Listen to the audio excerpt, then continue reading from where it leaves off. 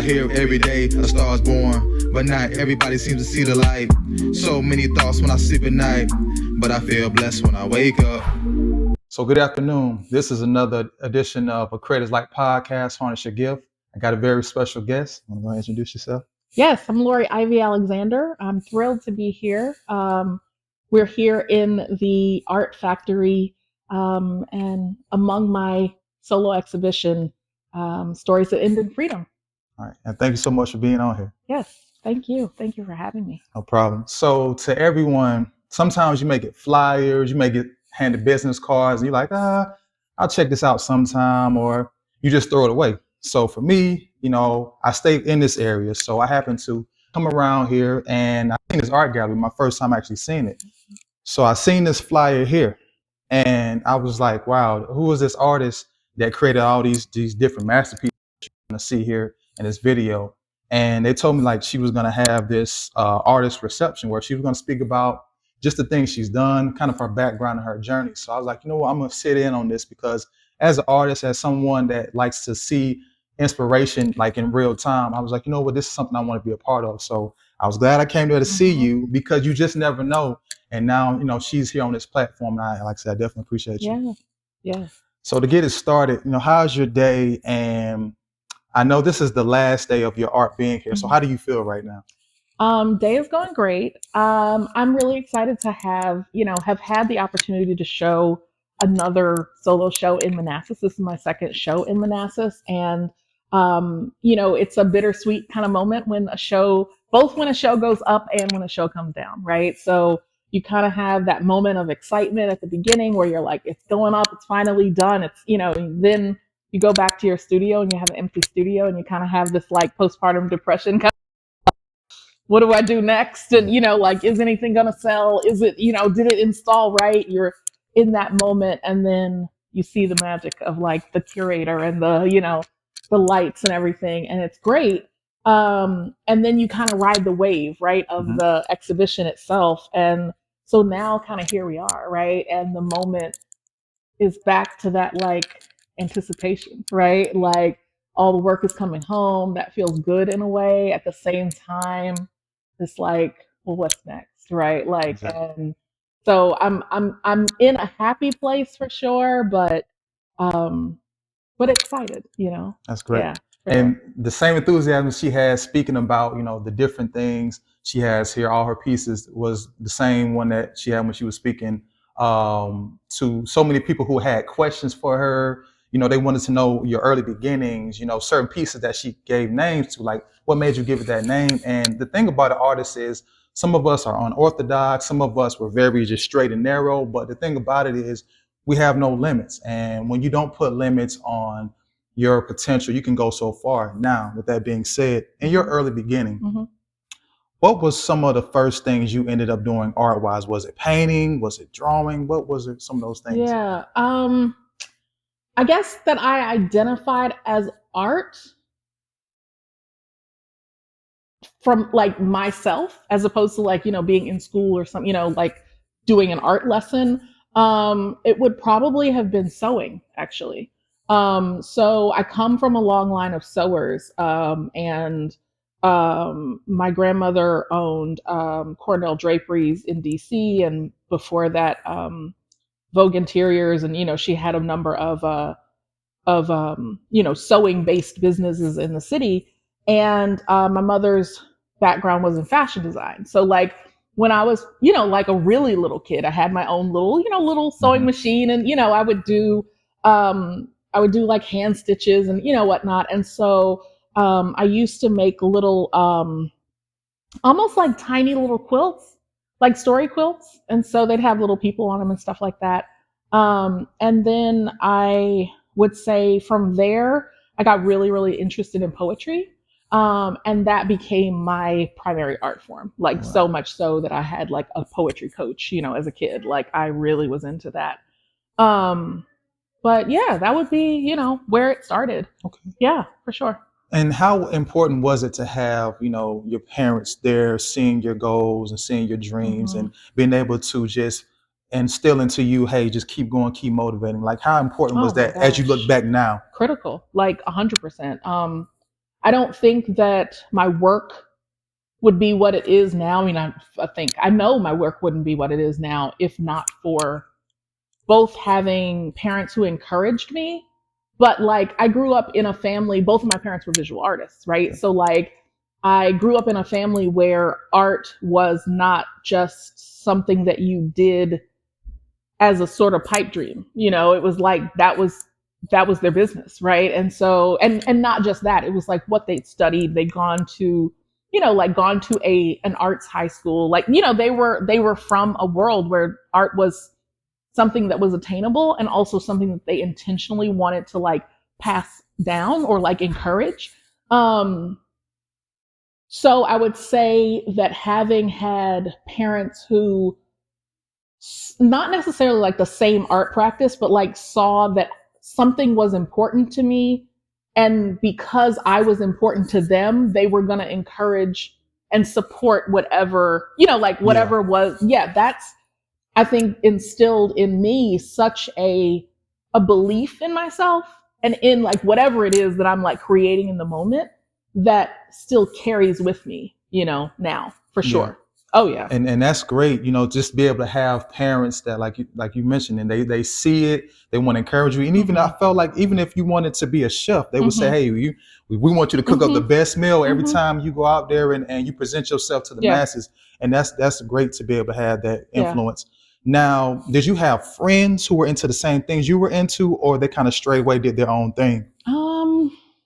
I feel like growing up, my friends were into, I mean, obviously I got into groups with friends who were, into my same interests, but I don't really remember having friends who were particularly into art as a young person. In fact, like I know I have friends from high school who only in the last like 10 years have seen my paintings from high school because they didn't realize. And some of them are paintings of them, know? So it's interesting. Like, I just never, it was just not at the forefront because I was a writer. And so people knew that about me, and, the other stuff was like more hobby, like, Okay.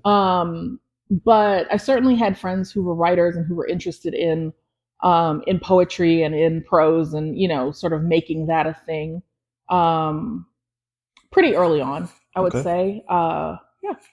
And so what would you say to those who feel like, oh, I have to have friends that we have to be into the same things. If we're not, then I just got to push them away or I got to find new friends. Like, how do can you give some advice to people that's kind of in that limbo stage? Sure. I think that it's different at different ages, right? I think that when you're younger, it can be difficult to understand that what you're interested in is for you, right? And what someone else is interested in might be just for them, right? And that's fine. And you can sort of learn from each other's like energy more so than from like doing the exact same thing, I think that oftentimes as children and as adults, but like I think that we can kind of get caught up in like what's on someone else's plate, if you will, when like you got to be focused on what you care about and be able to see like what matters to me or even what mattered to me is the passion that someone else has for what they do. You know what I mean? And like, I get excited seeing that someone else loves some random thing. I might not want to talk to them about it, you know, or vice versa, but like I'm enthusiastic for the joy that it brings them, you know? And I want to encourage them to, do that thing. Yeah. And then for all those that's listening, having that sustained joy and being able to get yourself out there and having encouragement is what so many people need. In this world, it's so easy to point out things that's negative and say, oh, well, I would have painted this like this, or I would have drew this like this, or I would have cooked this like this. But then you ask yourself, what are they doing? Are they ready to face the crowd? And so, like she's mentioning, that doesn't mean you have to throw the whole friend away, but you got to look at things and say, no matter who's for me, against me, indecisive, I still got to keep moving on. And that's obviously what you're doing with these great pieces that we see behind us here. So moving forward, middle school, high school, did you get into like any competitions or did you do anything to where you was able to showcase your pieces to like different people on a bigger scale? Yeah. So in In middle school and high school, I was still writing. My visual art was definitely for me. So my parents were, um, my mother was more of an illustrator. She did painting, especially like as she got older, but very much like line work and watercolor and gouache and like, sort of strict, not strict, but realistic work, right? So my rebellion was I was an abstract painter. I was like, I'm all about abstraction. I'm all about writing. I have no interest in, anything that you've seen, but that was my whole thing. I'm like, they've seen that before, like whatever, right? Makes sense. So in high school, I was doing performance poetry. There was like, poetry was really big. So I'm old, right? Poetry, poetry in the 90s, like the late 90s is when I was, in high school. That was, or mid 90s, I guess, was, poetry was having a moment, right? And especially in DC, and New York. And so, I definitely did competitions. I did, there was kind of like a poetry circuit. And so we would go around and perform. And I consider myself a performance poet as opposed to, just sort of a written poet. But I also used to like hustle my little chapbooks on the street. And, I was definitely like putting myself out there.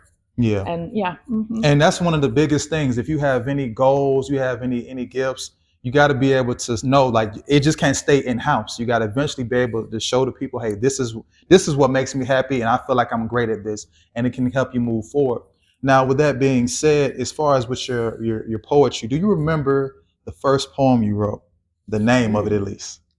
No, not at all. I mean, it would be so long ago. I was first published like when I was 11. I mean, long time ago.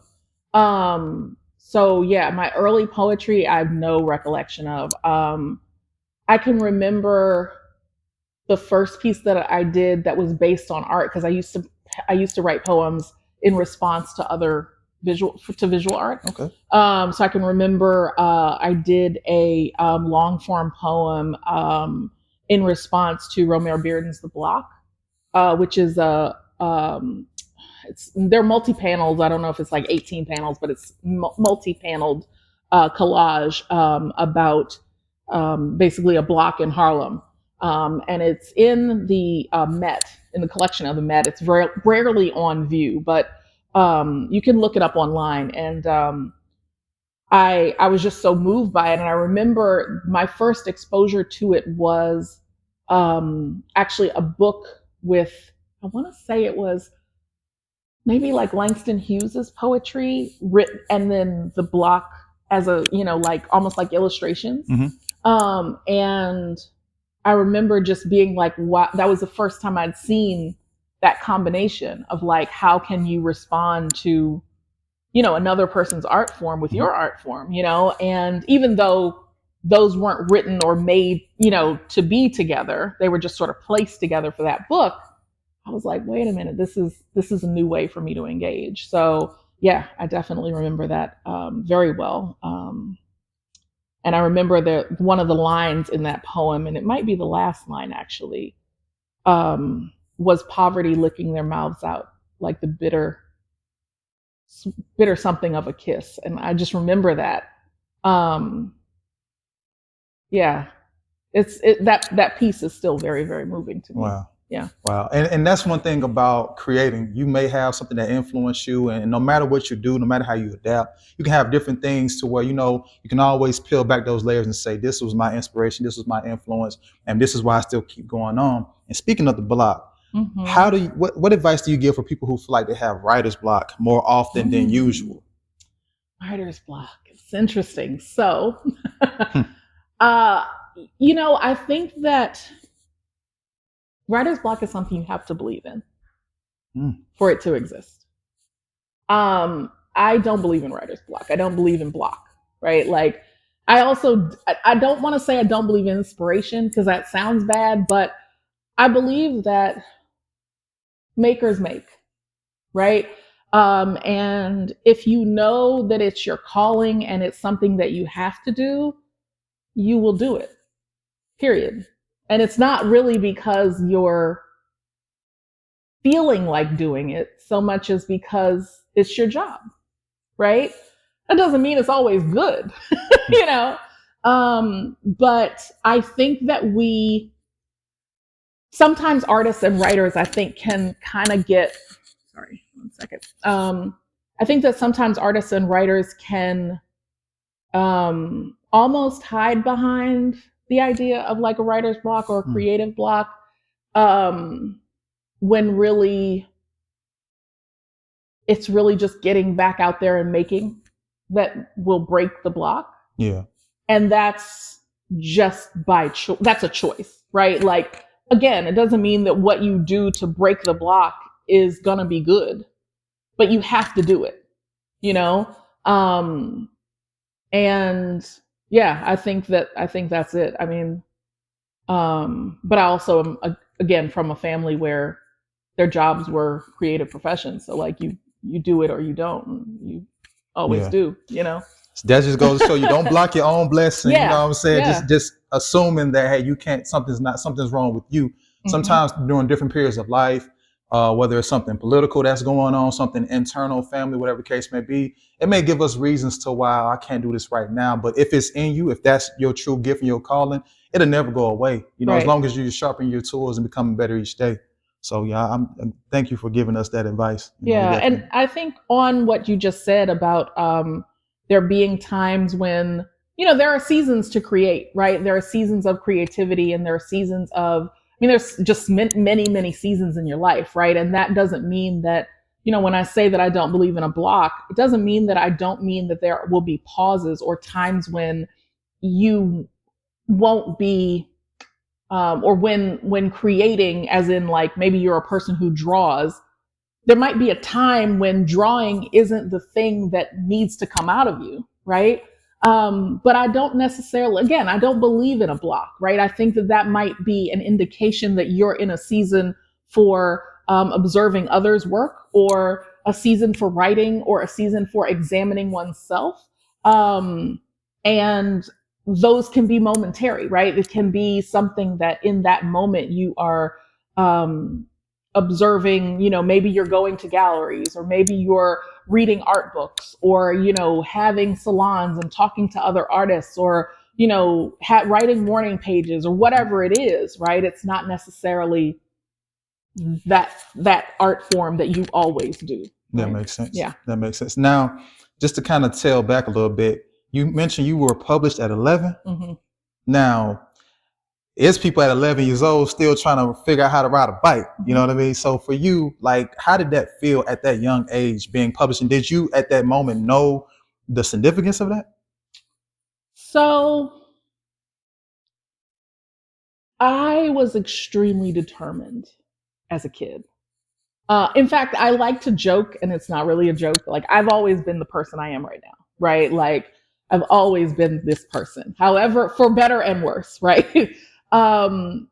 But I think, so yes, I think that I knew the significance of being published, but I certainly didn't know. I mean, I was probably 30 before I realized that it was not common to be the kind of kid who's like, you know, telling your parents, like, we need to get a book about publishing poetry because I need to be in a national journal. Like, you know, but I also didn't know how unusual the opportunities I ended up having were, even for people who were the kind of kids who were like, I'm going to do this. Right. Mm-hmm. Yeah. I think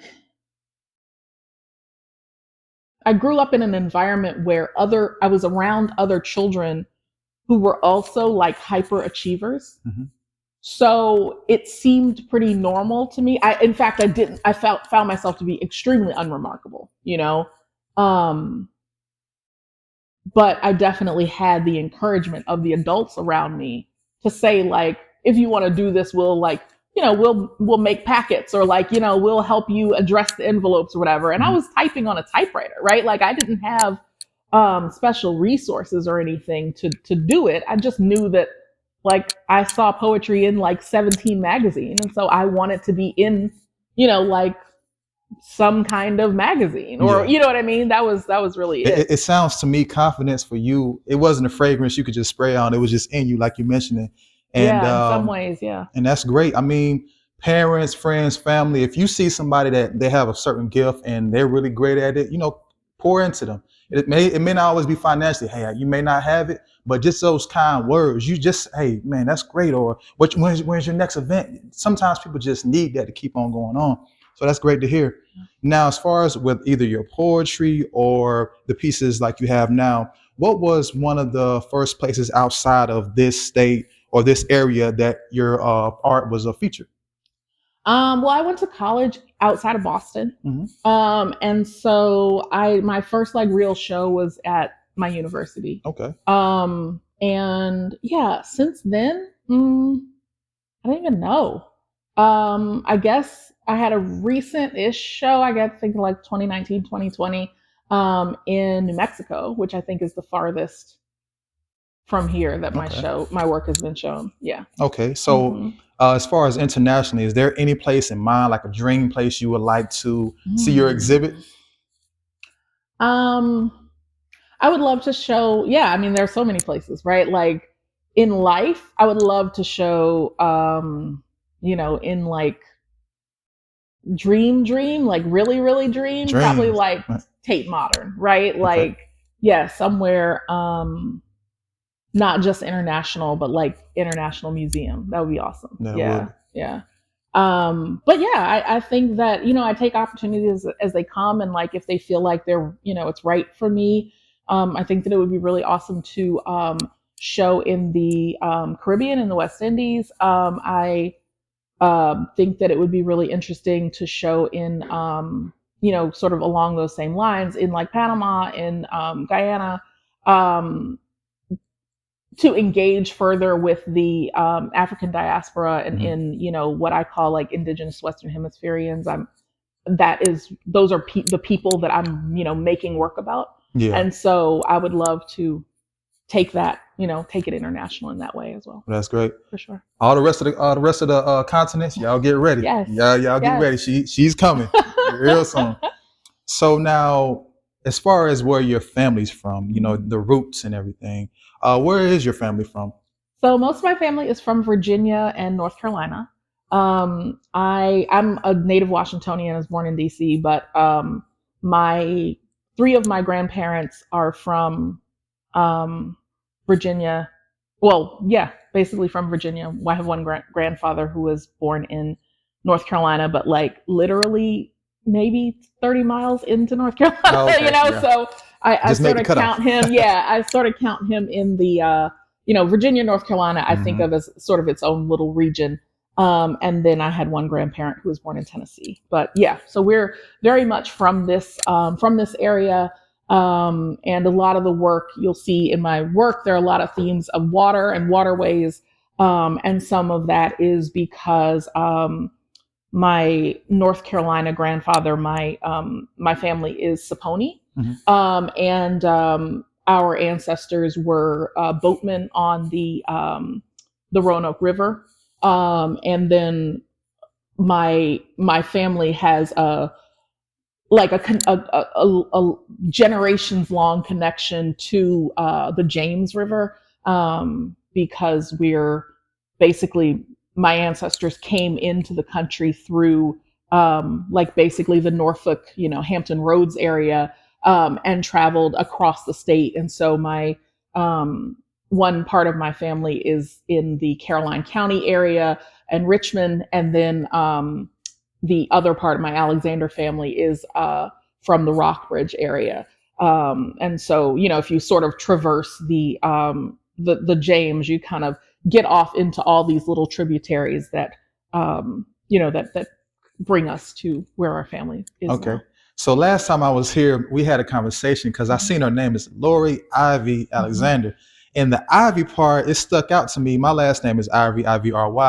And I'm from Georgia. So when I seen that, and I was like, I seen some people with that name back home. And I was trying to figure out, did you have family back in Georgia as well? Because that's a very unique name. It's not really common. So can you give us some, just some background on that? Sure.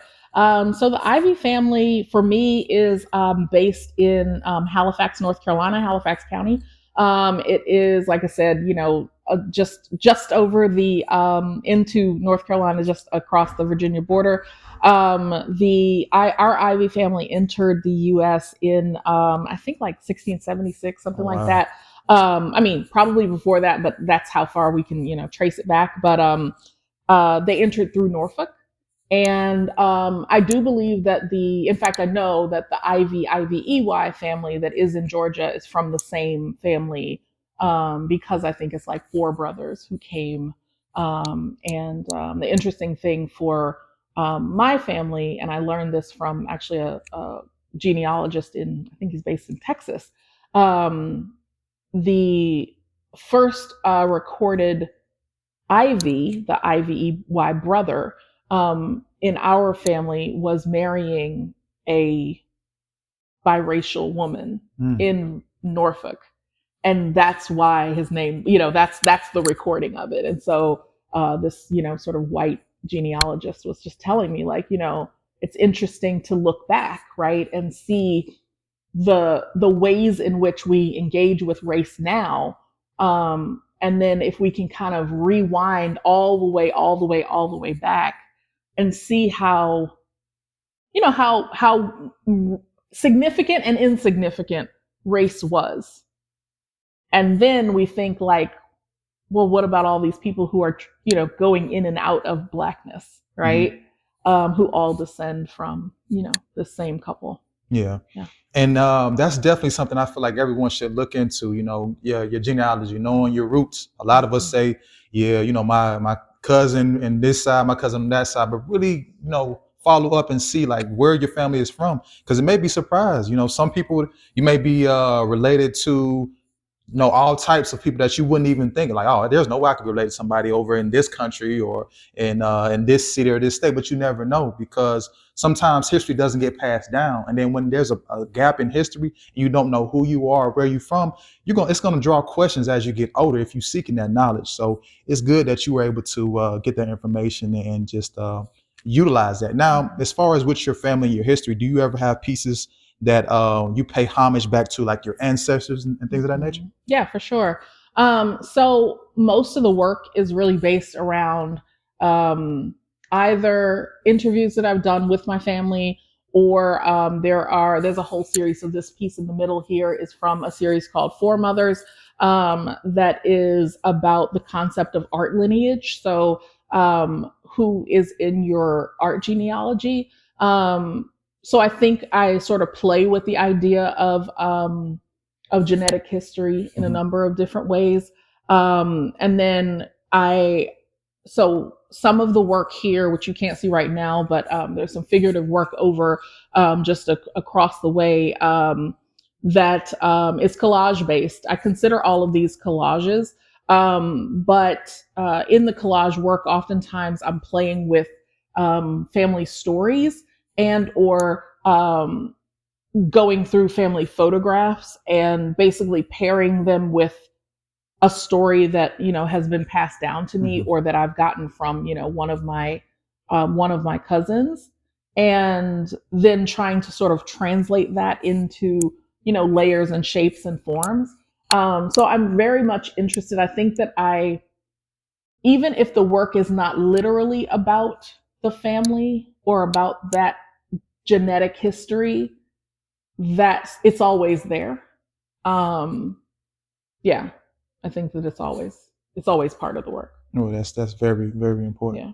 Now, as far as organizations, do you partner with any local organizations? And I want to ask you too, are you part of any like sororities? No sororities. I am a member of the Black Artists of DC. Not as active as I should be. Every time I show up, people are like, "Oh, we haven't seen you in a while." Because you're actively working on, I have shown with there's a group in DC for artists who are also attorneys. So I've shown with them, and I also am the founder of the Abstract Sisterhood, which is a collective and community for women of color who work primarily in abstraction and conceptual work. So I certainly, engage with them. Yeah. And so when you started working with these organizations, like how did you feel as far as like seeing the progress they were making, and did that have an effect on you as far as like, but I want to do more of this? Oh, for sure. I think that, engaging with, I consider myself a community builder, right? Like I really like engaging with, not just with others, but like with groups of others, right? I like to see other people's individual progress and see what someone else is working on that might be different from what I'm working on. Try to sort of understand the world, especially like the art world, through the lens of someone who maybe has been where I am right now, but like has gotten to somewhere else that I might want to be. Black Artists of DC is just a phenomenal organization. Unfortunately, there are not as many engaged younger artists, I would say. Like I'm not young and I'm one of the younger artists. So I would like to see, more of that. But I mean, those are just natural sort of ebbs and flows. Yeah. But it's really exciting to me to see the phenomenal work that those more established artists are doing and have done. And just to learn about, the ways they're engaging with technology and with, different printing forms and, there's just so much available to us right now. And so it's exciting to, to be able to sort of see kind of a lens into someone else's practice and else's studio. With regard to the Abstract Sisterhood, it's been amazing to see the progression, right, of people who, we started with some folks who'd never done a show, right? Like they'd been making art for years and years, but had never like put it out into the world. And so, or had done shows because they sort of came to them, but not really been like applying for things, right? And then see, their engagement and their community and their collectors grow, it's been really, really rewarding, I think. Yeah. Well, that's great. It seems like you're inspired and you continue to inspire more people. So with that being said, can you name me 2 poets and 2, whether it's graphic artists, painters, 2 of each, and can you give me just a little bit of reasons why their influence on you or why they're important in general? Right. Let's see. So for painters, the first person, oddly enough, comes to mind is Joseph Kumunyaka. Joseph Kumunyaka is I don't even know where he teaches now, but he, when I was young and I was really engaged with his work, I think he was at Emory University. He's definitely not there now, but his engagement with the past, with, I guess, both our identity as Americans as well as our identity as members of the African diaspora,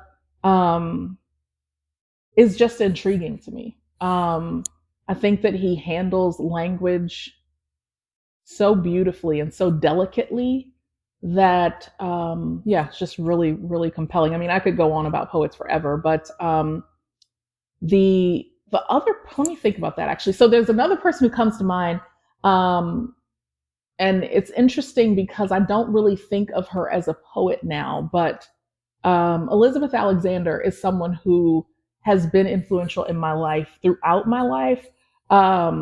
She's now, I want to say, she's at the Mellon Foundation. I could be wrong. I can't really remember, but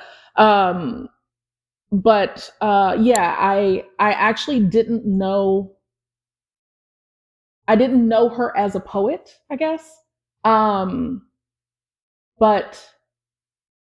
as I got to understand her work, again, it's not really thinking of her as a poet, but like just the way that she has approached the writing life, I think is really kind of fabulous. And always will stick out in my mind.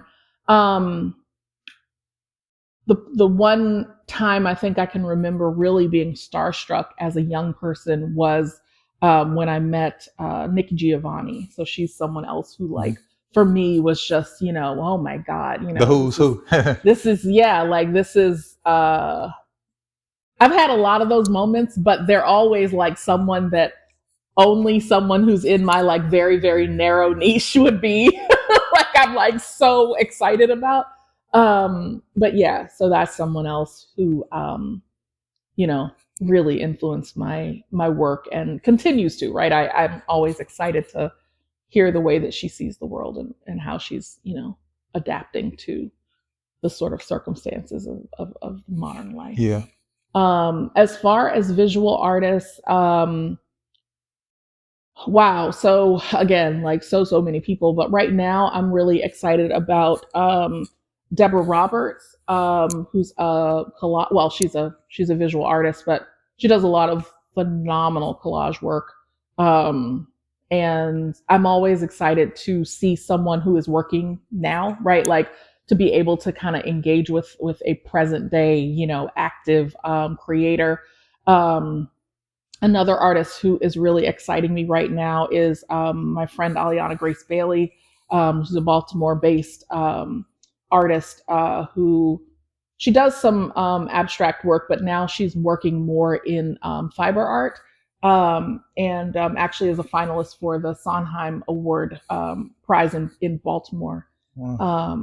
Her work is phenomenal, and just seeing the way that she engages with color and I guess movement through by creating fiber art is just, so moving to me. Yeah. Yeah. And it's just great to hear, you speak about, because she's, don't let her downplay herself. She's phenomenal herself. Once you see all these pieces she has, you're like, man, like, I don't know them people, I don't know all those names, but I'm knowing her now. But it's just great to see how all these different people, like they have, different gifts, different abilities and talents, and the way you're able to, take things from them and then utilize that in your own way as far as just inspiration wise. You do have those who feel like I got to do something exactly like what I see, and then maybe, I'll be profound just like them. But you have something in you, got your own visions, your own dreams and goals, and you just stick with that. Don't worry about what you see somebody else doing and how they're progressing, because you don't know where they started at. Some people started, at the high level because they had the right resources, everything around them. And for someone like yourself, it was just in you. You know what I'm saying? From a young child, you wanted to be the best. You wasn't going to accept nothing but being the best. And even when it seems like you probably wasn't able to give your best at that moment in time, you made up for it down the line. And I think that's something that we all need to take with us everywhere we go, when we at work or whatever we're doing. So with that being said, have you had anyone come up to you maybe after a class or a session you did and say, hey, I'm an artist, I'm nervous, I don't really know how to get myself out there, I think I want to give this up? Like, what would you say to them? Yeah, so one, I definitely have had people say that. I almost invariably after a talk get questions about like, how do you find the time to make art? Because they feel like their work lives or their personal lives, their family, whatever, take up so much of their time. And I would say two things. One, I think that giving up isn't really an option. Like, if you really think about it, it's not an option. It's going to keep, even if you say, you know what, I'm going to take these next 5 years and just like not look at that, right? Like not do whatever that thing is. It's going to come back, right? Like after those 5 years, you're going to have 5 years worth of stuff like built up, right? You're going to have to get it out. And I think that there are ways, again, like ways to engage, right? Maybe you're not going to be able to commit fully at all times, and you definitely won't be able to, right? But being able to set aside some intentional time and energy for whatever your art form is, I think it's something that you have to do.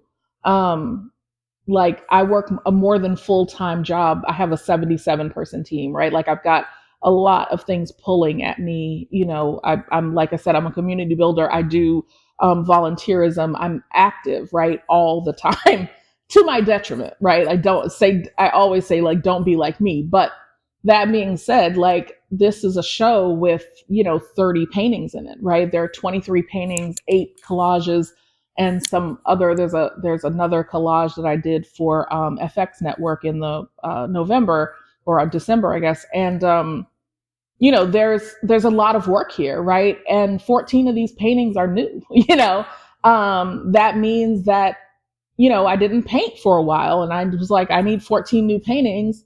I'm gonna have to take some time and like work on them, right? Like that doesn't, like, again, it doesn't mean like you're working on it every single day necessarily, but maybe you set aside a week and say, every day this week I'm gonna take 2 hours, and put into whatever it is. And the other thing I would say is, if you're not able to do that, literally just setting aside the time and not doing other things, right? So like, if that means you just go into your, I don't know, living room or whatever, wherever it is you make art, right? If it's your dining room table, and pulling out your, art supplies and just sitting there with them, right? Like maybe just reading a book or like listening to music, but engaging with it, right? Like doing that as an intentional activity, where you're in your art practice, just for whatever that window is. If it's an hour in the morning, I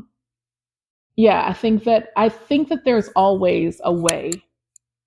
But you're where time comes from. I don't know who says that, but someone told me that a long, long time ago. You create time. Yeah, and I'm glad you mentioned about the time and basically the efforts.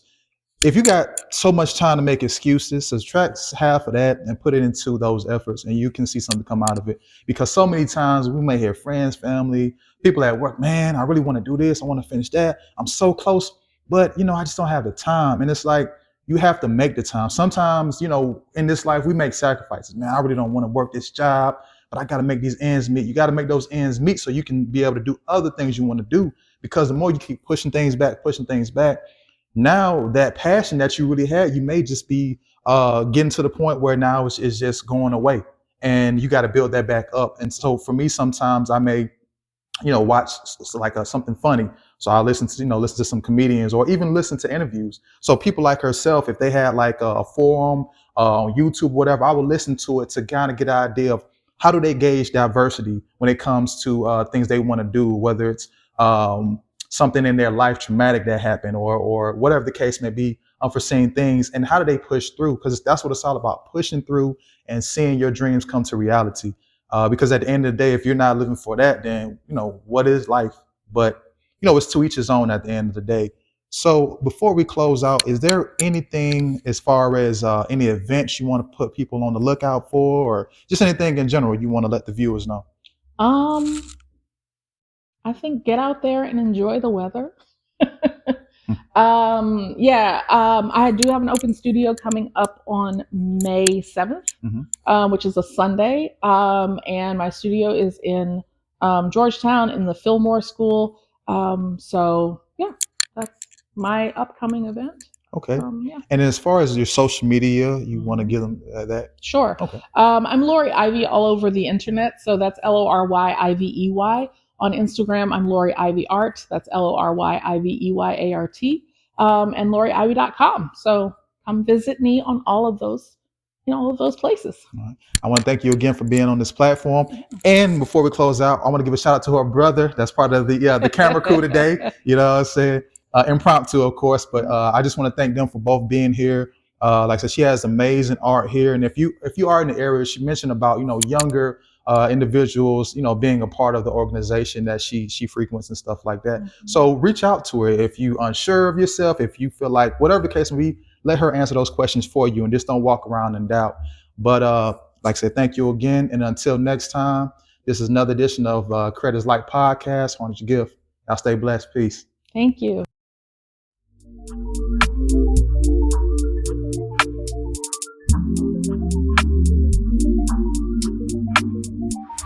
I hear every day a star is born, but not everybody seems to see the light. So many thoughts when I sleep at night, but I feel blessed when I wake up to see the light. Can you see the light? To my surprise, I took the chance and won. Mission still in progress, I ain't done. We laugh, we cry, etc. under the sun. The more you run, the less you get done. The more that's done, well, you know the rest. Another goal to mark off your checklist. I keep my hopes high while still farming the stress. Yes, I hear every day a star is born, but not everybody seems to see the light. So many thoughts when I sleep at night, but I feel blessed when I wake up to see the light. Can you see the light? I'm building a place where my mind can reset and replace all the different memories I see day to day. Taking my time, making the most of my time. Ain't satisfied yet, but I'm getting there. Matter of fact, I don't need satisfied in my vocabulary. The same for the word, hope or maybe. And one day I hope you understand. The light never leaves you. It's all in your head. Take time to heal, take time to learn, take time to love. I hear every day a star is born, but not everybody seems to see the light. So many thoughts when I sleep at night, but I feel blessed when I wake up to see the light. Can you see the light?